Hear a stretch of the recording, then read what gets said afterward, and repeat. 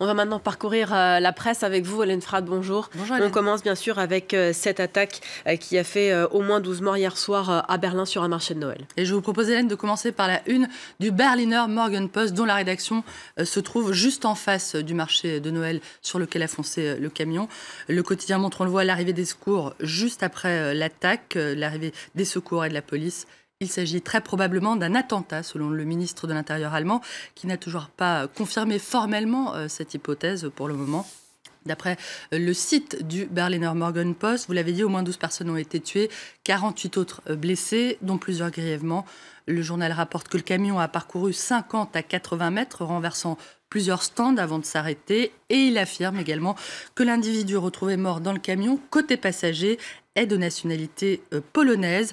Il s'agit peut-être du chauffeur auquel aurait été subtilisé le véhicule, immatriculé effectivement en Pologne, et qui appartient à une société de Dansk, dont le patron a déclaré que ce camion revenait d'Italie et devait déposer son chargement à Berlin avant de repartir pour la Pologne. Selon lui, le contact avec son chauffeur aurait été perdu le jour même, dans l'après-midi, et l'autre personne qui est parvenue à sortir de son camion n'est pas son chauffeur, je le cite. L'homme qui est suspecté d'avoir foncé sur la foule a été arrêté, lui, par la police, selon le site du journal Die Welt, qui affirme que cet individu pourrait être d'origine pakistanaise. Le quotidien souligne aussi que plusieurs signes pointaient le risque d'attentat contre un marché de Noël depuis plusieurs jours, sans toutefois préciser cette information. Alors que le journal gratuit 20 minutes parle simplement d'un lundi sanglant, blutiger Montag, qui endeuille la capitale allemande. Der Tagesspiegel évoque la peur du terrorisme qui saisit les Berlinois.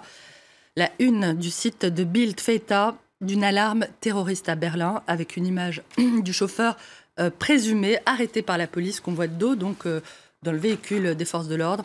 Le tabloïd parle d'un suspect d'origine pakistanaise ou afghane qui pourrait avoir acquis le statut de réfugié en février dernier. Beaucoup de réactions également dans la presse étrangère. La version britannique du gratuit Métro évoque le massacre qui a eu lieu hier soir sur un marché de Noël de Berlin. Un carnage de Noël à Berlin, répète The Times, toujours au Royaume-Uni, tandis que le soir en Belgique parle d'horreur au marché de Noël. Un marché comme il y en a tant d'autres en Europe, rappelle The New York Times, qui évoque le défi de la protection de ces lieux. Le quotidien qui mentionne la protection renforcée autour du marché de Noël de Strasbourg en France explique que la tradition des marchés de Noël date du Moyen-Âge dans les pays germanophones et qu'elle reste très prisée des habitants comme des touristes, qu'elle constitue surtout un casse-tête pour les autorités dans la mesure où évidemment n'importe qui peut y accéder et commettre un massacre. On regarde aussi ce qui se dit à propos de cet attentat dans la presse française. Berlin sous le choc, annonce 20 minutes. Le camion dévaste le marché de Noël, titre Le Parisien, qui rappelle que l'Allemagne a été la cible de plusieurs attaques revendiquées par le groupe État islamique depuis l'été dernier. Des attaques qui ont fait peu de victimes, contrairement à ce qui s'est produit hier soir. L'horreur au cœur de Berlin, écrit Le Figaro, qui parle d'un drame doublement symbolique, relevant que si cette piste se confirmait, les terroristes ne pouvaient pas choisir d'endroit plus marquant pour signifier à l'Allemagne qu'ils sont en guerre contre elle. Le poids lourd a percuté la foule au pied de l'église du Souvenir, en grande partie détruite par les bombardements en 1943 et transformée en lieu de mémoire de la Seconde Guerre mondiale, un lieu qui est donc très symbolique.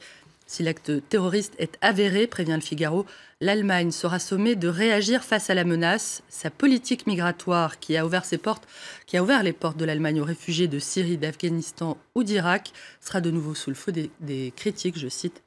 À quelques mois des élections législatives prévues en septembre prochain, l'impact politique d'un tel événement se fera évidemment ressentir. Et le mode opératoire de l'attaque d'hier soir à Berlin rappelle forcément ce qui s'est passé à Nice le 14 juillet dernier. Comme Nice, la capitale allemande a été frappée par une terrible attaque, rappelle Nice Matin, qui parle de cauchemar à Berlin, avec cette image de rue transformée en hôpital à ciel ouvert. Un cauchemar qui réveille de terribles souvenirs aux Niçois. Évidemment, ça ressemblait à un remake de Nice, déclare le rédacteur en chef de Bild, cité par le site de l'Obs, qui précise que ce marché de Noël était très fréquenté et qu'il était quasiment impossible, selon lui, de l'atteindre accidentellement. L'Obs rappelle que l'attentat du 14 juillet dernier sur la promenade des Anglais avait été revendiqué par l'organisation État islamique et avait fait 86 morts et plus de 400 blessés. Merci beaucoup Hélène. On fera un point